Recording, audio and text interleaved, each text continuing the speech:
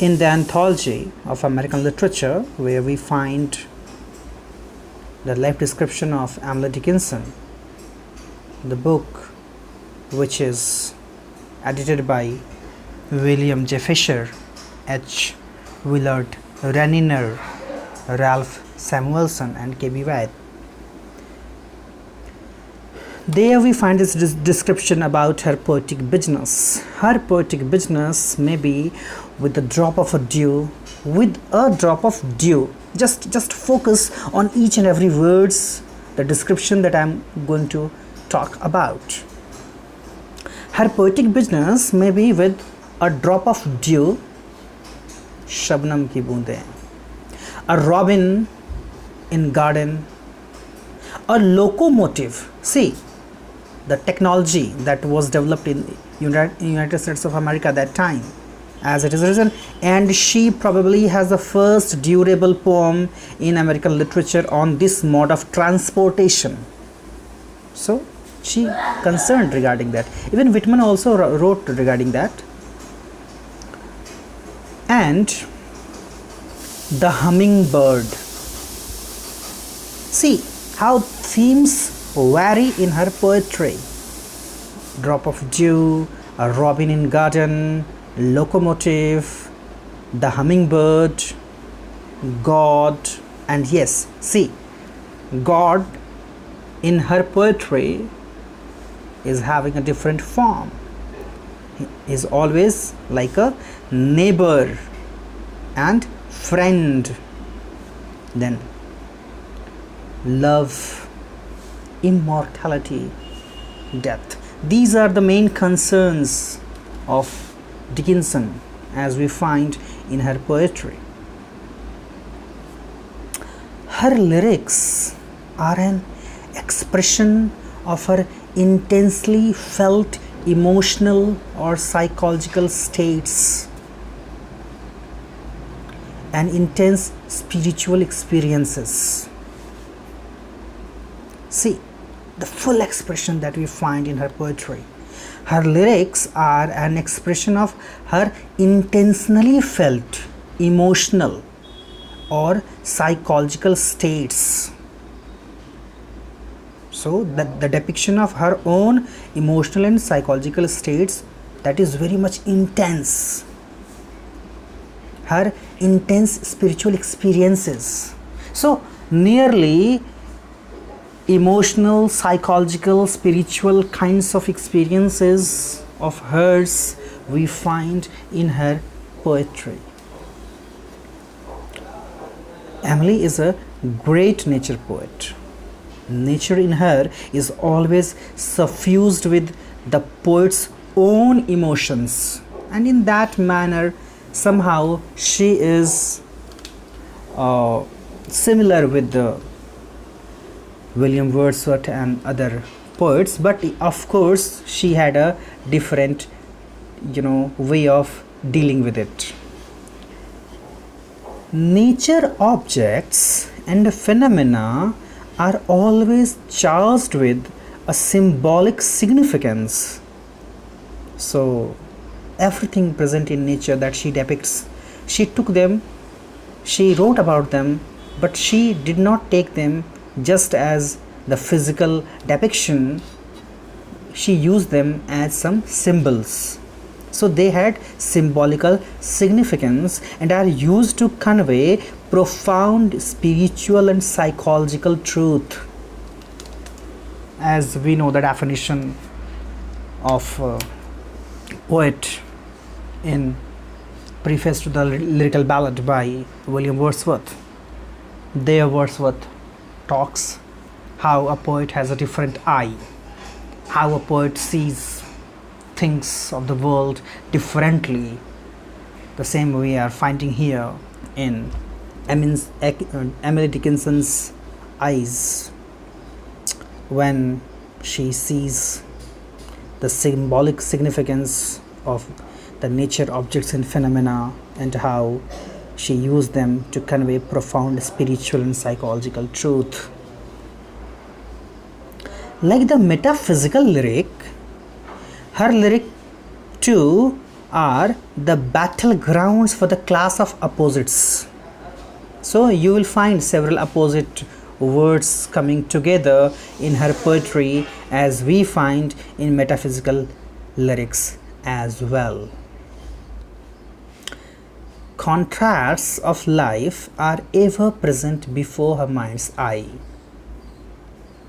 As we know, pain with pleasure, pleasure with pain, sadness with happiness, defeat with triumph. How contrasts live together in our life. So contrasts of life are ever present before her mind's eye. So it means she was aware of the contrast present in nature and are rendered with penetration and complete objectivity.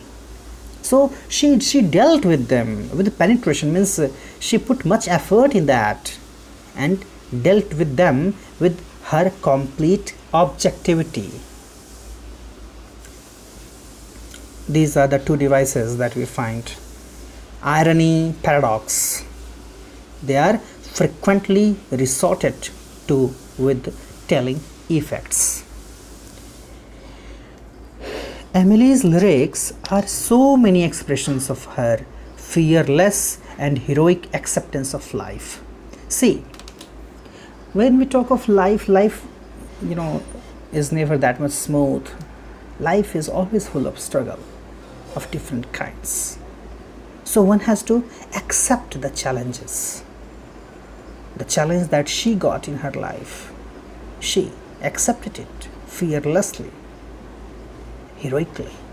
So that acceptance of hers we find in her lyrics as well.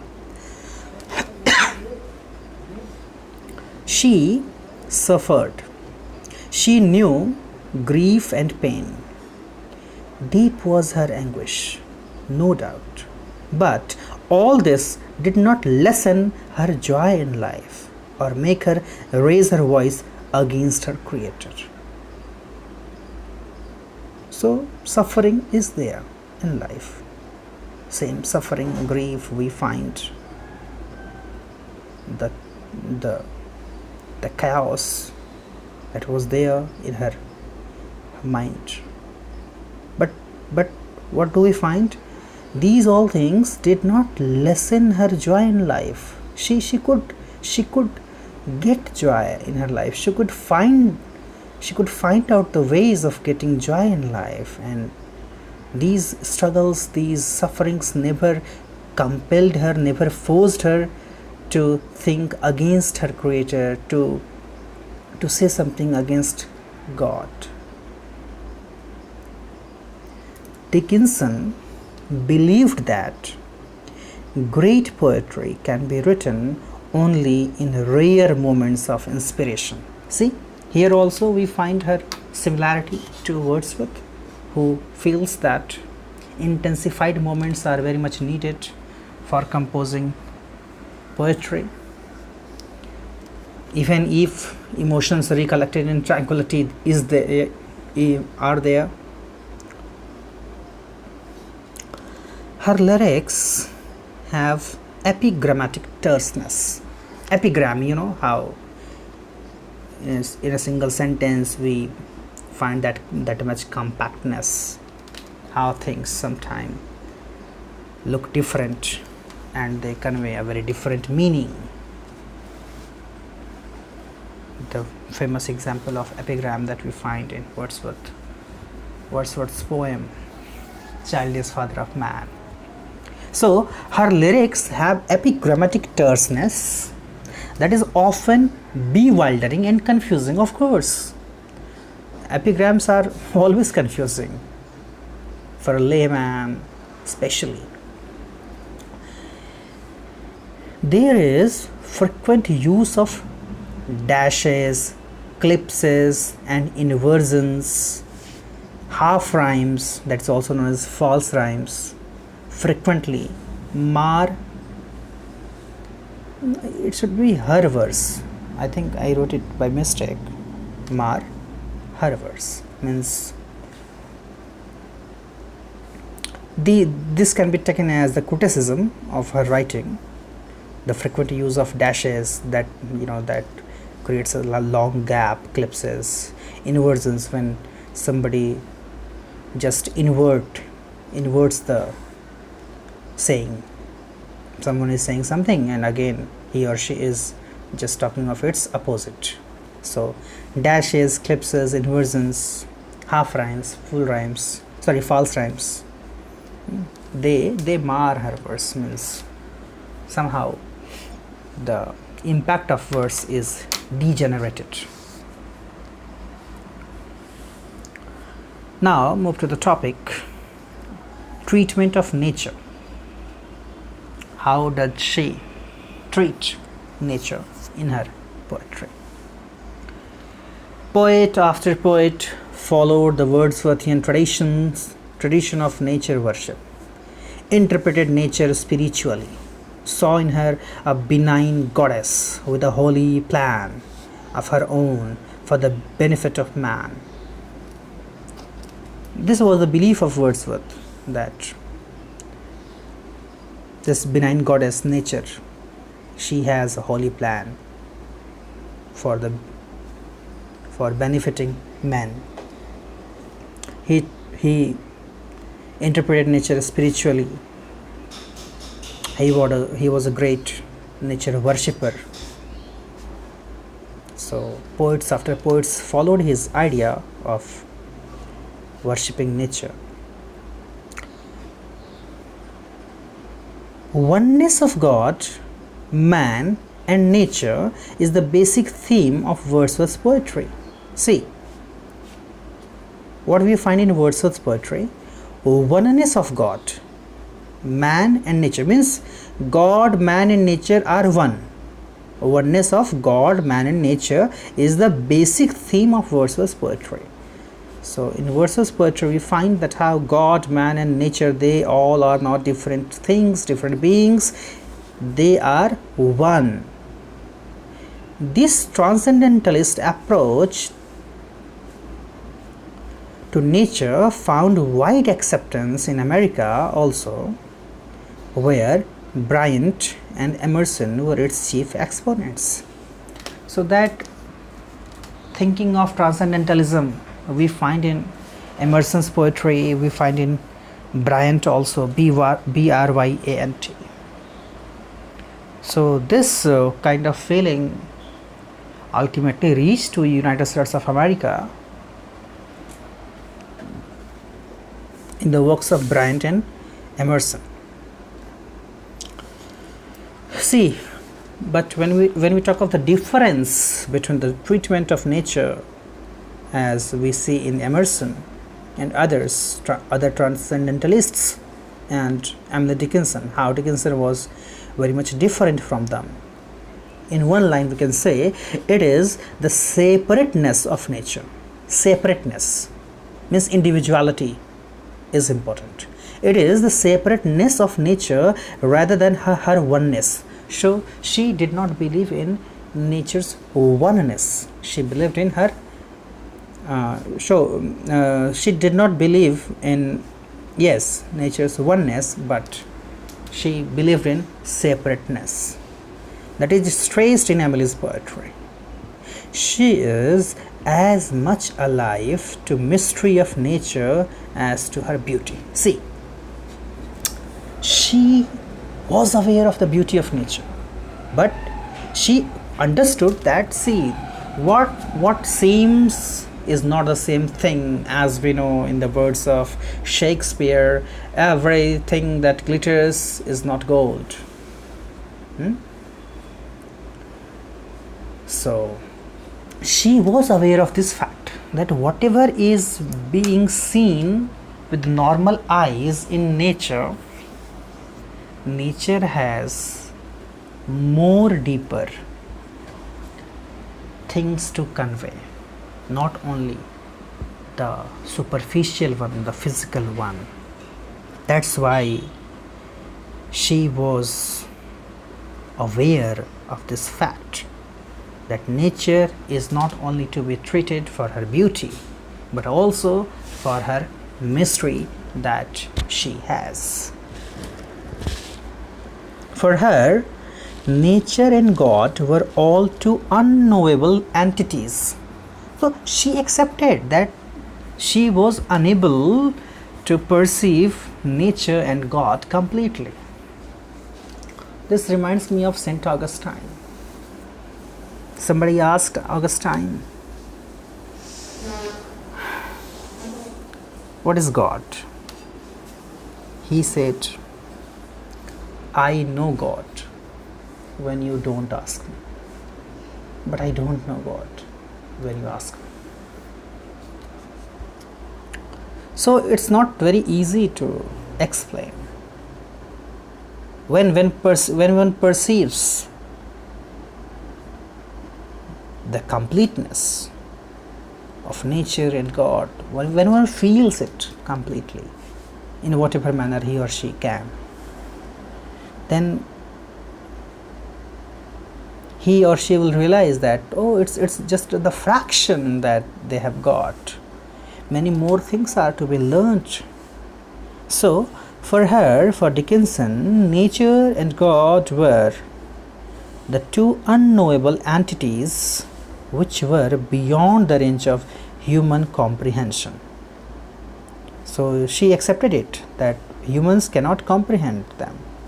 She wrote many poems to emphasize the inviolable mystery of nature. So she was of the opinion that the mystery of nature can never be revealed. It will not be known to humans completely. So that emphasis we find in her poetry also. A mystery which none can understand. And see, by the following lines that I am going to quote, you can understand, you can have some assumption regarding her view.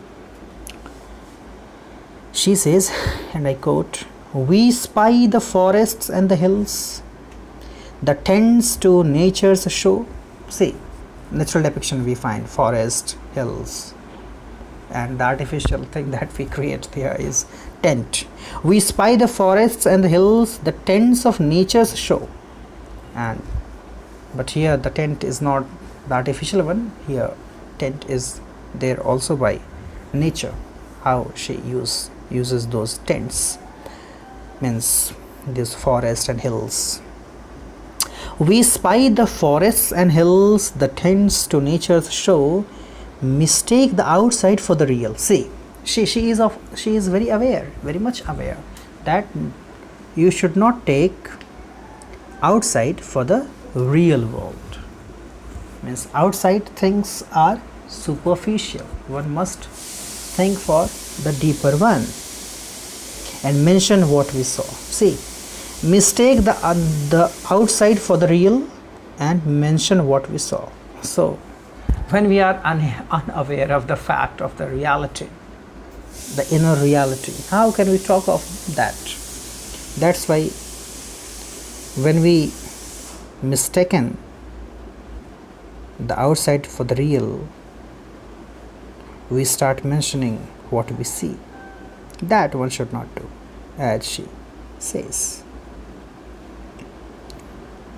For Emily, nature is a haunted house. Haunted house, bhutaghar. Haunted house, the mystery of its great ghost cannot be made understandable. So think about a haunted house where some ghost is living, but its mystery is not to be revealed, not understandable, by giving it the tangible substance of concrete. See, very interesting example that she takes. That if some abstract thing is there, suppose even when you talk of ghost or soul, that is something abstract, that is not something concrete as we have as body. So how can we talk of a soul or a ghost in terms of body? Because soul or ghost, they are abstract notions, they are abstract things. Body is something concrete. So we cannot perceive the abstract things in terms of concrete ones. That she wants to say. That's why for Hamley, nature is a haunted house. The mystery of its great ghost cannot be made understandable by giving it the tangible substance of the concrete. She is a great and original poet. Dickinson. Of course, great. Original means copy paste is not there. She is a great and original poet and has over 100 nature lyrics to her credit. That shows her interest in nature, in which she deals with all possible objects, forces, and phenomena of nature. See, she talks of different phenomena present in nature. Say, for example, spring for her, spring, the season, Rituon ka Raja Basant. Spring for her symbolizes resurrection, when Christ was again became alive after 40 days. Resurrection, RESURRECTION. So spring for her symbolizes a resurrection and a renewal of life after its death in winter. Do you remember that line? If winter comes, can spring be far behind? So winter, the problems of winter is overcome, and now spring has reached. So that shows that gives the concept of the spring in the form of a resurrection and renewal of life. In her poem, a light exists in spring. We'll talk about other poems as well, not in detail, just we'll talk of the names. In her poem, a light exists in spring. We find her use of different symbols. So different symbols are used in that particular poem also. She wrote over 100 love poems as well. See, she dealt with different topics, different themes I talked to you about before you about. So even she was a good, as she is a lyric poet, nature poet, she is a love poet as well. She wrote over 100 love poems as well. When you talk of some of her most famous poems, those are generally prescribed in the syllabus. I'm going to talk of 10 poems. Just they don't have accurate headlines, headings, or title. That's why the first line of the poem is taken as the title of the poem.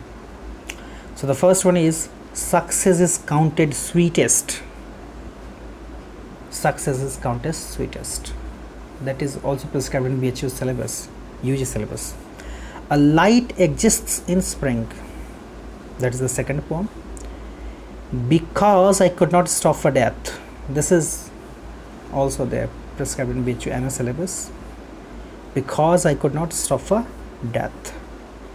Then it's I felt a funeral in my brain before I got my eyes put out. Then hope is the thing with feathers. This is my letter to the world. The soul selects her own society. See how beautifully the words are used. I felt a funeral in my brain because I could not stop for death. Hope is the thing with the feathers. Then this is my letter to the world. The soul selects her own society. See, it's very important to understand. The soul selects her own society. Then we have, I taste a liquor never brewed. Then these are the days when birds come back. Very much symbolizing poetry, symbolizing poem. That's all for today's discussion of Emily Dickinson. Thank you.